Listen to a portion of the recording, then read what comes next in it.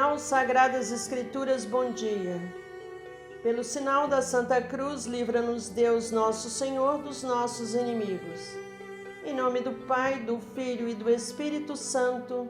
Amém. Ó Deus de bondade, manifestai o vosso poder nos sacramentos que revelam o vosso amor.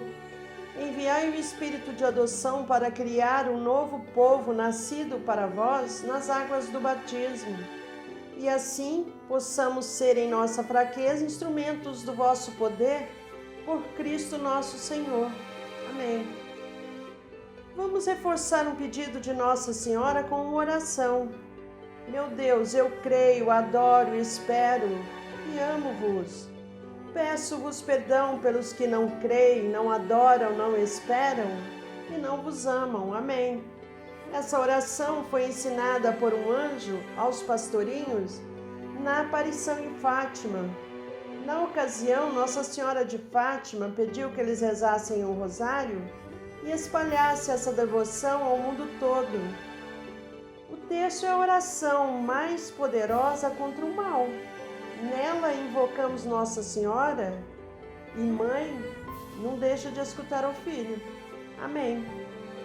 Diante do crucifixo, vamos invocar a misericórdia divina. Ó glorioso Deus Altíssimo, iluminai as trevas do meu coração, dai-me uma fé reta, uma esperança certa e uma caridade perfeita, sensibilidade e conhecimento, Senhor, a fim de que eu cumpra o vosso santo e veraz mandamento. Amém. Como a Bíblia é a palavra de Deus, vamos nos purificar com essa oração para escutá-la. Meu Senhor e meu Pai, enviai teu Santo Espírito para que eu compreenda e acolha tua santa palavra, que eu te conheça e te faça conhecer, te ame e te faça amar, te sirva e te faça servir, te louve e te faça louvar por todas as criaturas. Faz, ó Pai, que pela leitura da palavra os pecadores se convertam, os justos perseverem na graça e todos consigamos a vida eterna. Amém. 1º de março de 2020, Liturgia da Palavra. A história da humanidade se move entre o projeto de Deus e as seduções do pecado. A obediência à palavra forma em nós um espírito decidido a superar as forças do mal. E hoje são duas leituras, a primeira é do livro do Gênesis, capítulo 2, versículos 7 a 9, e o capítulo 3, versículo 1 a 7. O Senhor Deus formou o homem do pó da terra, soprou-lhes nas narinas o sopro da vida e o homem tornou-se um ser vivente. Depois o Senhor Deus plantou um jardim em Éden, ao oriente, e ali pôs o homem que havia formado. E o Senhor Deus fez brotar da terra toda sorte de árvores, de aspecto atraente e de fruto saboroso ao paladar. A árvore da vida no meio do jardim e a árvore do conhecimento do bem e do mal. A serpente era o mais astuto de todos os animais dos campos que o Senhor Deus tinha feito. Ela disse à mulher: é verdade que Deus vos disse: não comereis de nenhuma das árvores do jardim? E a mulher respondeu à serpente: do fruto das árvores do jardim nós podemos comer, mas do fruto da árvore que está no meio do jardim, Deus nos disse: não comais dele, nem sequer o toqueis, do contrário morrereis. A serpente disse à mulher: não, vós não morrereis. Mas Deus sabe que no dia em que dele comerdes, os vossos olhos se abrirão e vós sereis como Deus, conhecendo o bem e o mal. A mulher viu que seria bom comer da árvore, pois era atraente para os olhos e desejável para se alcançar conhecimento. E colheu um fruto, comeu e deu também ao marido, que estava com ela, e ele comeu. Então os olhos dos dois se abriram, e vendo que estavam nus, teceram tangas para si com folhas de figueira. Palavra do Senhor, graças a Deus. A segunda leitura é da carta de São Paulo aos Romanos, o capítulo 5, versículo 12 a 19, ou, da forma abreviada entre colchetes, 12 e 17 a 19. Irmãos, consideremos o seguinte: o pecado entrou no mundo por um só homem. Através do pecado entrou a morte. E a morte passou para todos os homens, porque todos pecaram. Na realidade, antes de ser dada a lei, já havia pecado no mundo. Mas o pecado não pode ser imputado quando não há lei. No entanto, a morte reinou desde Adão até Moisés, mesmo sobre os que não pecaram como Adão, o qual era a figura provisória daquele que devia vir. Mas isso não quer dizer que o dom da graça de Deus seja comparável à falta de Adão. A transgressão de um só levou a multidão humana à morte, mas foi de modo bem superior que a graça de Deus, ou seja, o dom gratuito concedido através de um só homem, Jesus Cristo, se derramou em abundância sobre todos. Também o dom é muito mais eficaz do que o pecado de um só, pois a partir de um só pecado, o julgamento resultou em condenação, mas o dom da graça frutifica em justificação a partir de inúmeras faltas. Por um só homem, pela falta de um só homem, a morte começou a reinar. Muito mais reinarão na vida pela mediação de um só, Jesus Cristo, os que recebem o dom gratuito e superabundante da justiça.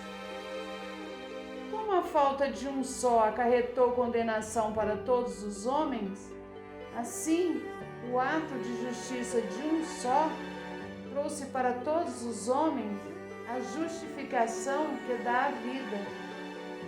Com efeito, como pela desobediência de um só homem, a humanidade toda foi estabelecida numa situação de pecado, assim também pela obediência de um só, toda a humanidade passará para uma situação de justiça.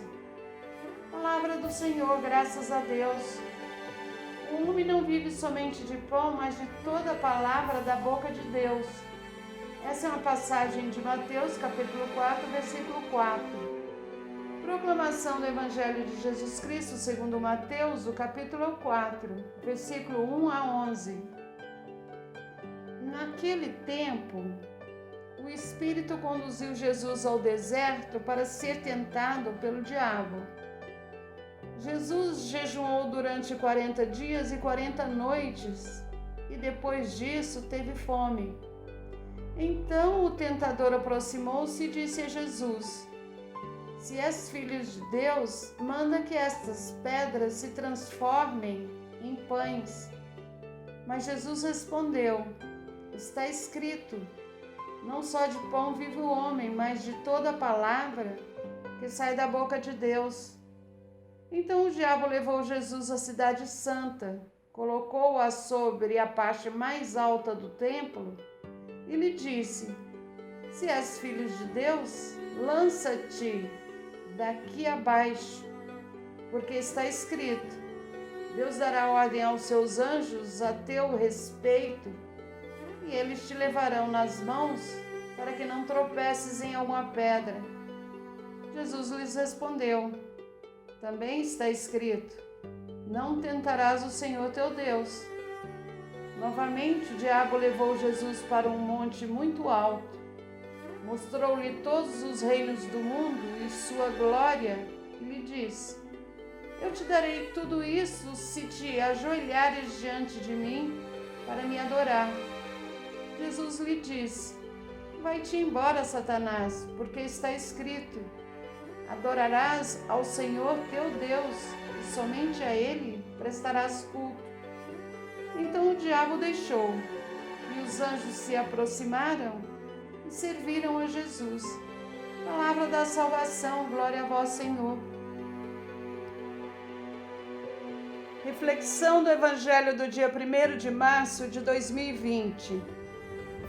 Depois de passar 40 dias de jejum no deserto, os números são simbólicos, Jesus teve fome. Diante da necessidade da fraqueza, o diabo tentador aproveitou para pô-lo à prova. Esses 40 dias relembram os 40 anos de Israel no deserto em busca da terra. Enquanto Israel sucumbiu às tentações, Jesus as enfrenta e as supera, iluminado e fortalecido pela palavra de Deus. O evangelista apresenta 3 tentações que são como que a síntese dos desafios que a pessoa, também Jesus, tem de enfrentar ao longo da vida. Fazendo um paralelo com a primeira leitura, Adão, vivendo num jardim de delícias, sucumbiu e disse não a Deus.